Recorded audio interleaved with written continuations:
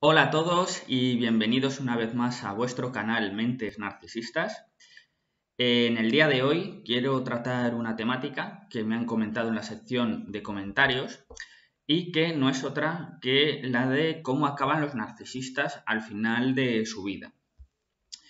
Bien, esta es una pregunta muy habitual que aparece en muchas secciones de comentarios en canales de YouTube, en foros. Son preguntas habituales que no solo encontramos en Internet, sino también en las parejas, ¿no? En las exparejas de narcisistas, cuando uno las ha conocido y habla sobre el tema. Es algo bastante habitual el pensar cómo acabará esa persona, ¿no? Si realmente la gente se acabará dando cuenta de cómo son, porque muchas veces pues pareciera que no es así. Bueno, em, lógicamente yo baso todos estos vídeos también un poco en mi experiencia. No tengo un recorrido en una consulta porque no soy terapeuta, pero sí que es verdad pues que llevo mucho tiempo formándome acerca del tema. Mi propio progenitor narcisista me ha dado pie a que acabe indagando, ¿no? Todas esas interacciones que no han dejado de ser ciertamente traumáticas a lo largo de los años, que uno no llega a entender qué es lo que está pasando y tienes que pasar por terapia para acabar dándote cuenta de lo que sucede. Luego, con mucha probabilidad das en tu vida con narcisistas en las relaciones, repitiendo de alguna manera el patrón. Y eso es una forma, que es algo que ya he dicho en algún que otro vídeo, de resolver esas relaciones que no han resultado comprendidas, y es una manera de resolver los traumas generados a lo largo de nuestra existencia. Bueno, sin darle más bombo a esto y yendo un poco más al grano, en primer lugar, ¿de qué va a depender que esa persona vaya a estar rodeada o no de otros? Después de que ha habido sucesivas etapas de abuso hacia sus parejas, hacia sus amigos, hacia otras personas, ¿no? Claro, suponemos que la persona se ha ido relacionando con mucha gente y que al final todos se han dado cuenta de cómo es. Bueno, depende de la conexión que se haya generado, de la cercanía, mejor dicho, que se haya dado, porque conexión verdadera nunca llega a haber. Eso es algo que tenemos que tener presente. Una conexión emocional real no puede darse. Normalmente la gente que sí que acaba tratando mucho con ellos, pues son personas que no se aman mucho a sí mismas, hay que decirlo. En el caso de los hijos, lógicamente, pues porque han crecido en ese ambiente, no conocen otra cosa. Está muy presente el dicho de amarás a tu padre y a tu madre, ¿no? O honrarás a tu padre y a tu madre. Y todavía esto pues está muy presente en la sociedad, y en el momento en el que nos escuchan hacer una crítica a nuestro progenitor porque tiene una patología y realmente nosotros podemos no saberlo, pues encima pues muchas veces tienes que cargar con la incomprensión social, ¿no? Bueno, muchas veces lo que tiene el narcisista son monos voladores a su alrededor, que son toda esa corte de admiradores, de familiares, de personas que quizás no tienen una relación tan cercana y solo conocen la cara bonita, la cara amable de este individuo. Es que, claro, depende de varias cosas. Depende del grado de cercanía que tengas. Depende de tu sensibilidad. Depende de si eres un hijo o hija o no. Porque, lógicamente, un hijo, pues siempre como que esa relación con su progenitor, por patológico que sea, pues va a ser una relación especial. Padre o madre solo hay uno, ¿no? Y bueno, creo que se entiende lo que digo. No es lo mismo una pareja, ¿no? Que por mucho que quiera la persona, pues ya tiene su propio recorrido en la vida, consta de su propia familia o de sus amigos o en fin, una vida aparte, y le va a costar menos, aunque puede llegar a costar mucho, claro que sí.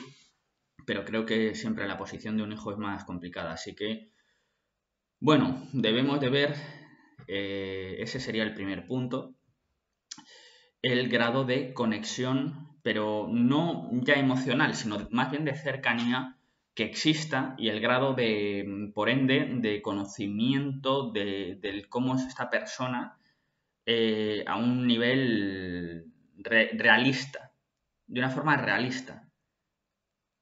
O sea, conociendo a fondo cómo es la persona. Lógicamente, si la relación es quedo de vez en cuando a comer con él 2 veces al año, eso, bueno, pues no es una relación muy cercana.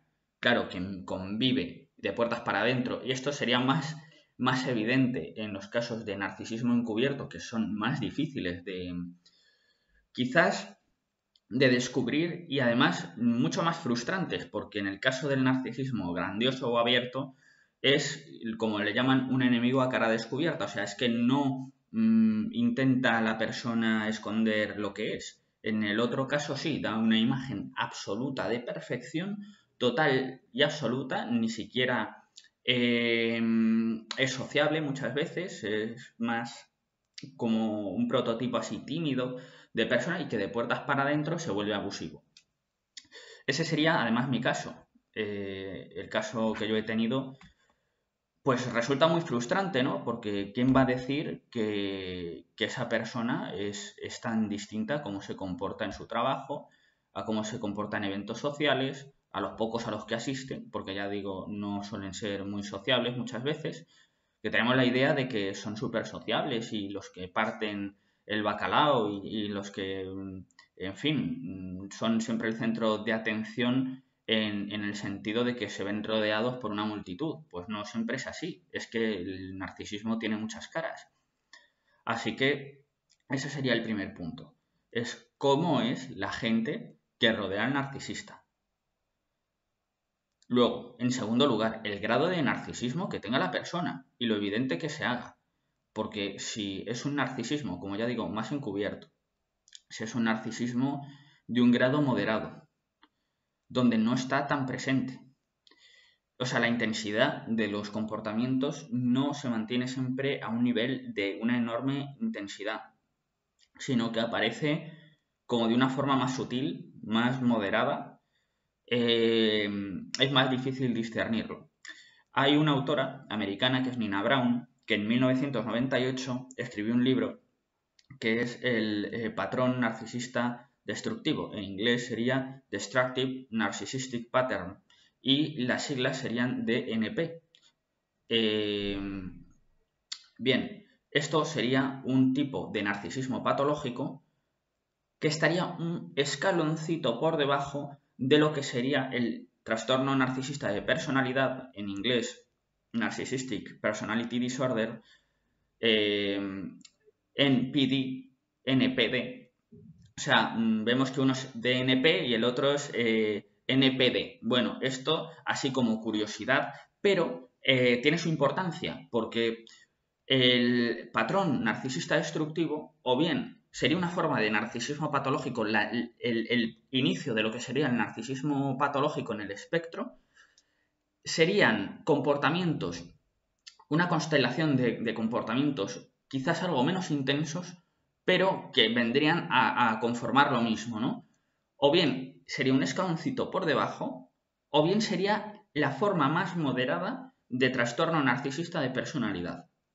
Mucho más difícil de diagnosticar, seguramente, mucho más difícil de ser considerado como tal por parte de los allegados o de los familiares. Sabrían que detrás de eso hay una personalidad narcisista, pero no llegarían a pensar que se tratase de un trastorno, ¿no? O sea, por lo tanto, va por niveles.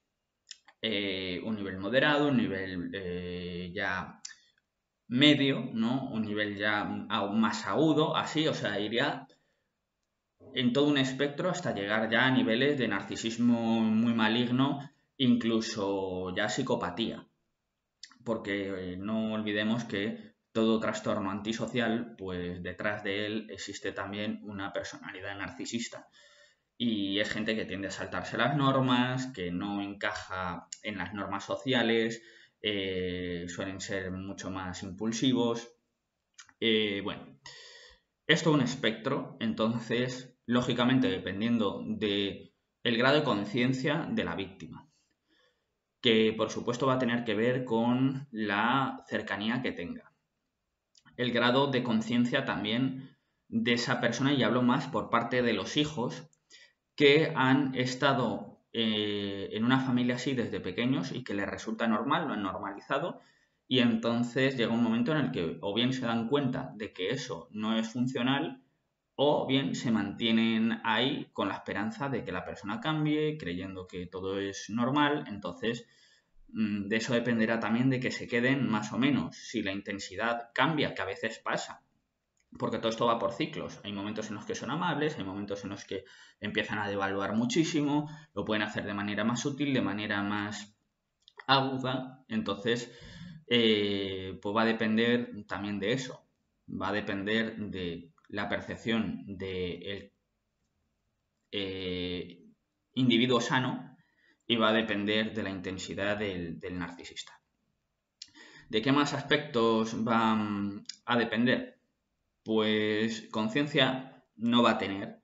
La persona va a utilizar también seguramente el narcisista esa soledad como una manera de victimizarse.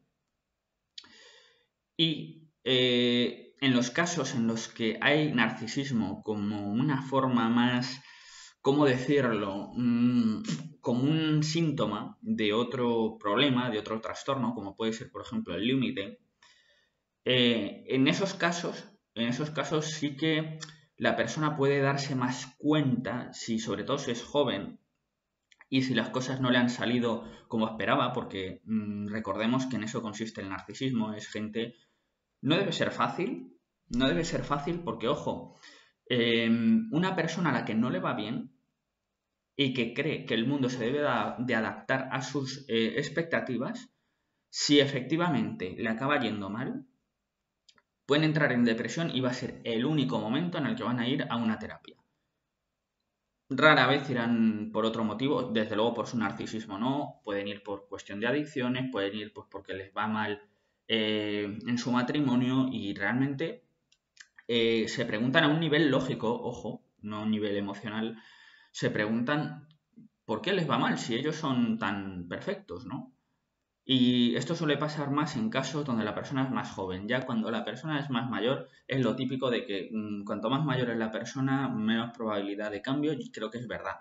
Es un poco generalista, pero tiende, creo yo, a ser así. Entonces, un narcisista ya más mayor, pues acaba generalmente solo.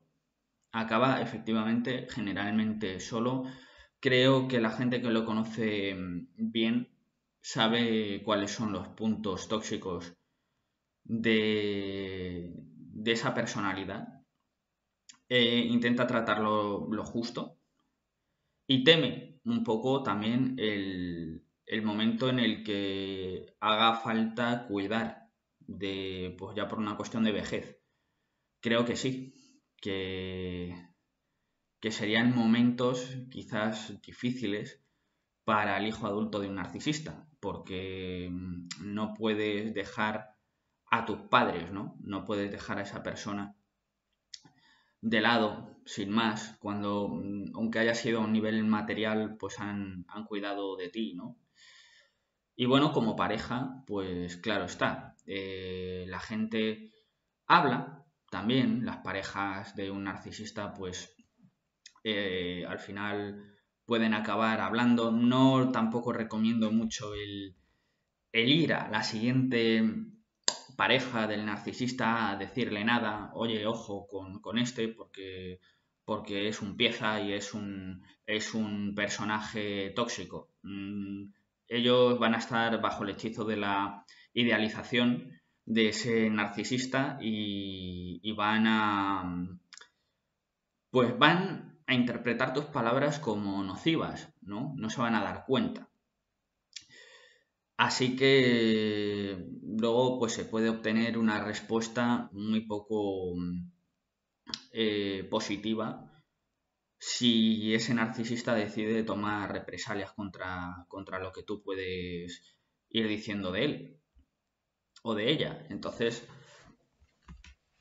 muy posiblemente mucha gente acabe en relaciones con ellos, pero ya digo que con el tiempo y además, lógicamente, la gente pues pierde su atractivo, pierde su vitalidad, es más difícil salir con alguien, o bien encuentran a alguien muy codependiente, a alguien que se quede ahí en la relación y que aguante todo tipo de cualquier forma, ¿no? O si no, muy probablemente pues acaben solos.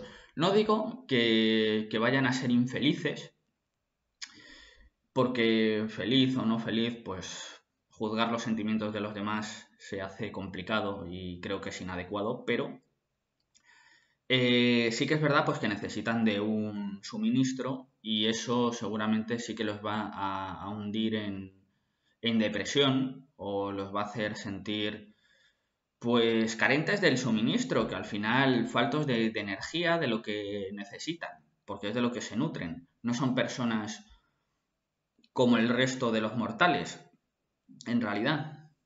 Exteriormente sí, pero a nivel interno todos necesitamos, sí, de los demás, a todos nos gusta pues sentirnos vistos, sentirnos tenidos en cuenta, pero recordemos que las relaciones con ellos se dirigen más hacia el utilitarismo, van dirigidas solamente a eso, así que desprovistos ya de combustible, pues se van a sentir carentes de él, carentes de energía y cada vez les será más difícil. Así que, bueno, creo que respondió a la pregunta. Básicamente depende de dos factores, vuelvo a repetir, depende del tipo de narcisista de que se trate, de la intensidad de sus comportamientos y de la persona con la que establezca la relación y el grado de conciencia que cobre. Básicamente se puede resumir en eso. Y luego, pues también un poco, yo diría, es el narcisismo, pues es verdaderamente un trastorno narcisista de personalidad en alguna de sus formas, o si bien es un narcisismo que está adherido a otro trastorno donde haya una mayor conciencia o una mayor probabilidad de conciencia del problema y de cambio. Pero bueno, ese es el resumen del vídeo de hoy, así como culmen. Muchas gracias por ver este vídeo y nada, nos vemos en otro. Creo que el siguiente vídeo pues, puede tratar acerca de cómo profundizar en algún síntoma de lo que es el trastorno narcisista, como por ejemplo sería la grandiosidad, porque no siempre quedan claros. No siempre quedan claros. El primer vídeo del canal fue a grandes rasgos acerca de los síntomas que se presentan en el trastorno narcisista, pero iré desgranando punto por punto. Así que nada, muchas gracias por seguir el vídeo. Nos vemos en otro. Chao.